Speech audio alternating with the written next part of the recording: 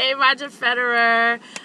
Today is Madrid's first day of competition, I believe. It is May 6th here in America. So I just wanted to make a quick video to say good luck and all that good stuff. So in my last video, I was talking about belief systems.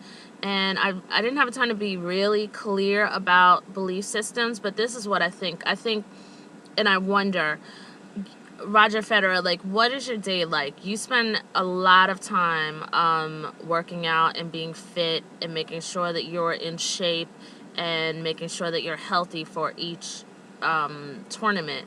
But I wonder also as well, like, do you take the same amount of time out to work with yourself psychologically, to even sort of rebuild yourself after being interviewed through the media and talking to other people and having their impressions of where your game is and what it should be and what your relationship is with the never-ending rivalry with Rafa, and now Djokovic as well. And also, like, what is your relationship with the fact that you feel that there's a focus with Djokovic and Nadal's rivalry now after Monte Carlo? And also, how are you feeling when Rafa is an 8-time champion at Monte Carlo, which actually I didn't pose that question right, but what impact does it have on you when the media reports that that Rafa is an 8-time champion at Monte Carlo? So just hearing, as I've seen, like, in articles and stuff like that you really want to take on, just winning Wimbledon or the Olympics. That's what I read that you wrote, which you said either want to, either Wimbledon or the Olympics. And it was almost kind of like I don't care as long as I get one. And so that's where I want to kind of come back to, like, the belief systems. Like, what are your belief systems, and actually, are they serving you? And what is the advice that other people are giving to you as well? And is it really serving you, like your full psychological availability once you're on court? And you might say, well, what the heck is she freaking talking about? I'm talking about when you say, I'd love to either get a win at Wimbledon this year, or win at Wimbledon, win the Wimbledon tournament this year, or win Wimbledon gold this year. So having said that, for me, looking at the mental mind frame really seems at me from the place that you're operating from is that you've sort of made a conclusion that, it's going to be hard to win. It's hard for me to win. Those are like belief systems. So I'm just saying, like, looking at your belief systems, even though that, competition is tough. It's not to make up something and live in a dream world or a fantasy world. But, there are tough competitors out there, people who are just as thirsty and as hungry to win as you are. And, they're training hard as well. But how can you shift the perspective so that your mind is mentally 100% available on the court for yourself functioning, and not, in sort of like some of the real estate in your head is taken up with, something like, well, let me say this to you really quickly. If you just listen to some of the belief systems that I throw out, some of the things I throw out, and just listen to what your beliefs are. Listen if there's any resistance that comes up. Listen if there's any self-doubt that comes up. Listen if there's any truth to what I say. So let me ask you, what do you think when I say king of clay? Or what, do you feel any sort of, like, what's the first thought that comes into your mind? King of clay. What's the first thought that comes into your mind if I ask you, Roger Federer, complete this sentence? Playing Rafael Nadal on clay is... Now, you could have just said, well, it's fun. So that's also a very good sign.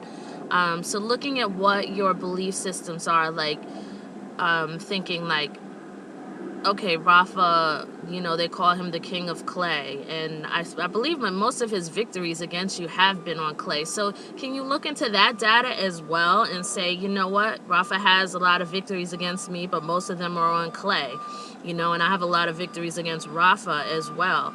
And so just wondering, like, again, like, what kind of thoughts come up for you and how can you work through those rather than operating from a place where it's like, okay, it's going to be tough to maybe play against Rafa because he's the king of clay, or because, you know, this is his forte or whatever. So it's just looking at those belief systems, you know, and having that availability versus, you know, picture like a circle, and maybe I can just draw one really quickly for you. I'll draw two circles, and one will be with the thought to represent your mind, king of clay, and then I want to win. And my handwriting is pretty awful here. So now you're looking at this this circle right here, and this is, just say this is your mind, and this is a way that many people would naturally go into a tournament thinking, oh my gosh, you know, Rafa is the king of clay.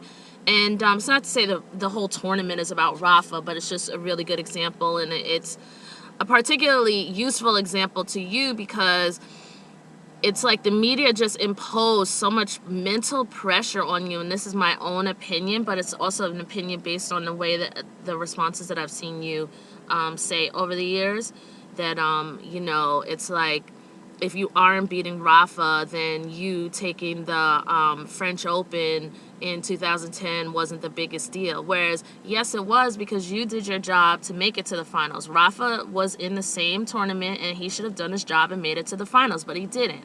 And so, you know, you fully won that Roland Garros. So anyway, I didn't mean to go off course, but here's the typical mental frame of mind. Do you see this is how much mental real estate this can take up when you have this sort of belief, king of clay, in your mind, and then versus just a mental mindset that I'm going to do my best. You know, I'm going to do my best.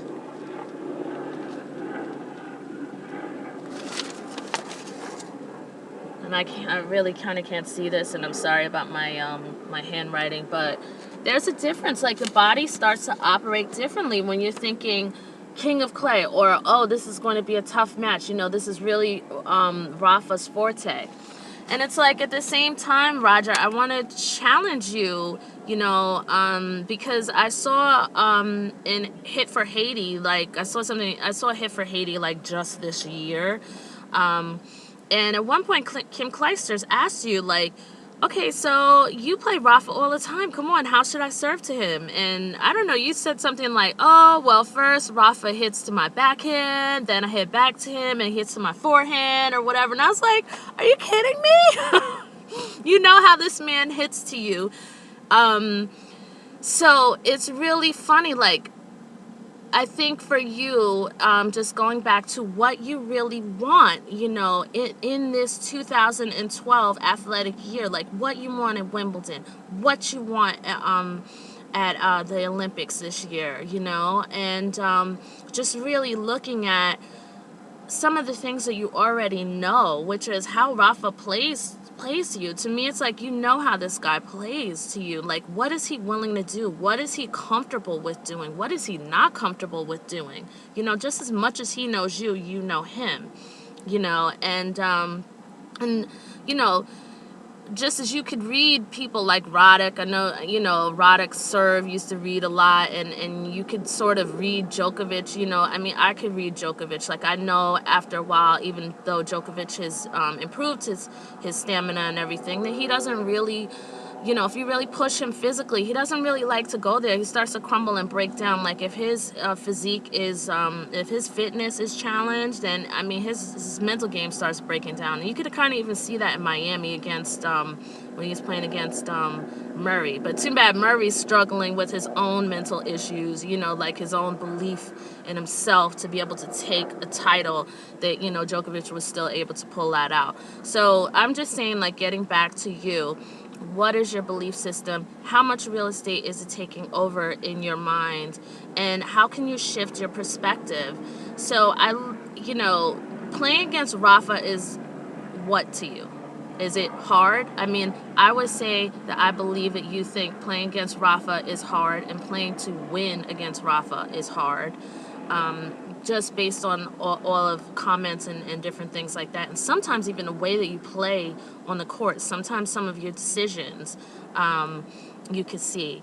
But I just want you to just go to a place that was hard in your life, and one place that I would point out, and I do this respectfully because I don't want to try to act like I know you and I'm able to point out certain things in your life and stuff like that.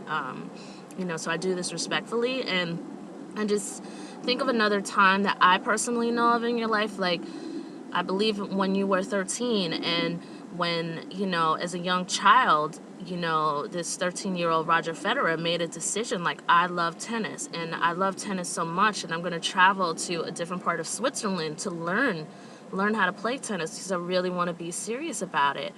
And this 13-year-old Roger Federer, who had to go and learn French and be isolated away from his family and just to embrace his love of tennis. I just wonder, playing Rafa Nadal is hard, but what would this 13-year-old Roger Federer say to the 30-year-old Roger Federer or the 31-year-old Roger Federer who this 13-year-old boy has actually built, who this 13-year-old boy really laid the groundwork for who I think Roger Federer may be today. And forgive me for speaking, because I don't really know that is true. If I knew you personally, maybe I'd be able to really say that. So I do try to say this with respect. But I personally look at that 13-year-old boy, Roger Federer, and the decisions that he was making that would affect his life and how hard that period of time seemed to be. And I just wonder, how can you, if you ever find yourself, challenged with sort of mental blocks over Nadal or anyone else, and maybe you're saying, I don't have mental blocks over Nadal, you don't know what I have.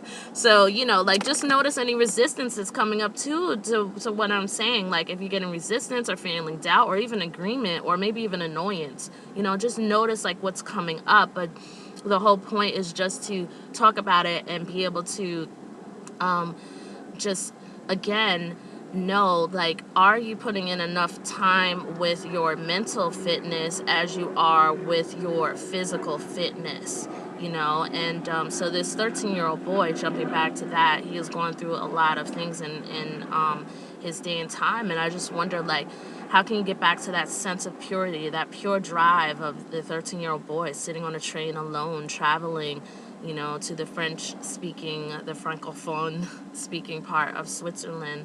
And, what would that young 13-year-old Roger Federer say today about, taking Roland Garros and taking Wimbledon especially? I mean, that's my favorite tournament to see you win. I'd love to see you at championship point in Wimbledon. But I love to see you championship point and take championship point everywhere. But Wimbledon is my absolute favorite place, and it's just a place of tradition, excellence, and sophistication, and I also feel that matches your game to a certain excellence and sophistication as well. So what would that 13-year-old boy, boy's advice be toward thinking that things are hard against a Nadal who's setting his own records and, and who pulled out a win in Wimbledon 2008. What kind of emotion comes up for you when I say Wimbledon 2008? Because even, for your fans, emotion comes up. Emotion comes up for us to a certain extent, for Wimbledon 2008, for Australian Open 2009, And so where is it that certain bad experiences are actually truth? Where is it that certain experiences have been sensationalized and sort of built into how you step onto the court mentally now. It's not to say that you're like all shocked and having post-traumatic syndrome or anything, but it's just to really look at these things. I would really love to talk more about this, and but I've taken so long to make this video. So thank you so much. Good luck with everything. I'm going to try to make a better video, and have a good one.